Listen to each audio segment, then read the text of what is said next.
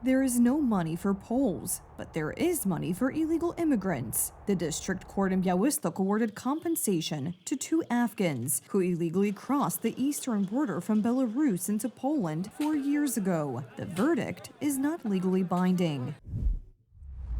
As Judge Anna Hordyńska explained, compensation is not intended to remove immaterial damage, but is an attempt to alleviate the harm suffered. When determining its amount, factors such as the length of imprisonment, the degree of discomfort caused by detention, moral suffering, feelings of helplessness, and possible reactions from those around them must be taken into account. Compensation should also not lead to disproportionate financial benefits, which is why the court also took into account social realities, including the level of wealth and the value of money. If there is such information, there should be comprehensive information from the spokesperson, for example, the press spokesperson of that court, explaining the situation that arose there, because it may turn out that I am misleading someone without knowing what the facts were there. We tried to find out the reasoning behind the verdict. However, the spokesperson for the district court in Białystok did not answer the phone. From the information contained in the court's decision on illegal detention, it appears that activists were present there immediately. Therefore, we may wonder to what extent this action on the part of the immigrants was a calculated move to obtain financial gain. Because the Afghans were supported by human rights activists, the illegal immigrants were sent to a center for foreigners. According to Rzeczpospolita, they now live in Germany and the United Kingdom. We are dealing here with a conflict between two goods, the personal good of the migrant and the common good, the good of the Republic of Poland. Please remember that according to Article 5 of the Constitution, the Republic of Poland protects its borders, so this is a constitutional obligation of the state. The case dates back to 2021. The border guard detained 3 Afghans who had illegally crossed the Polish-Belarusian border. They did not have Polish visas or any other documents entitling them to enter Poland. After completing the necessary formalities, the illegal immigrants were taken back to the border. 3 years ago, the district court in Hajnówka ruled that the detention of the Afghans was unjustified, illegal, and incorrect under the applicable law. According to the court, the appropriate procedures were not implemented immediately because their asylum applications were not accepted. The Afghans then sought compensation. Each of them sought 80,000 zloty. Ultimately, the case of one of them was separated into a separate proceeding. 2 of them were awarded 5,000 zloty in compensation.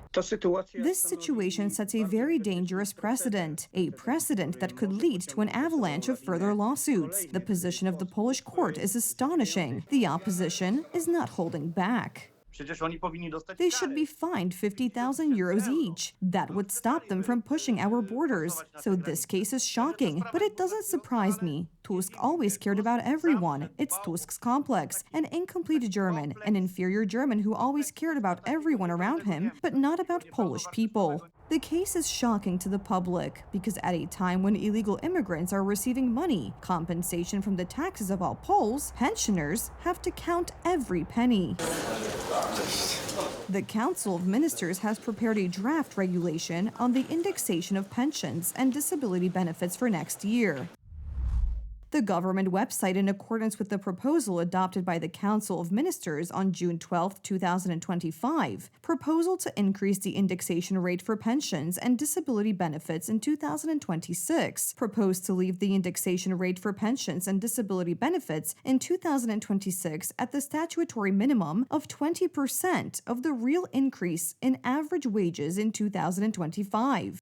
The statutory minimum is the key word. According to the daily newspaper Fakt, the indexation of pensions and disability benefits calculated in this way may amount to less than 5%. For comparison, benefits were increased by over 12% last year and by nearly 6% this year. Translated into zloty, the minimum pension will increase by less than 84 zloty. Those who receive the highest pensions will get the most. On top of that, there is a growing budget deficit. There are many indications that the government has miscalculated when it comes to taxes, and this year the state budget may be short by up to 30 billion zloty. The budget deficit, although already at a record high and planned at nearly 289 billion zloty, may increase. Even though I had a very negative opinion of Donald Tusk and his politicians from his ruling team, I thought that they would be at least a little better at managing things. But everywhere we look, it's a total disaster. In every sector, in every ministry. That's not all. According to the latest Eurostat data, among European Union countries, unemployment among people under 25 is growing fastest in Poland.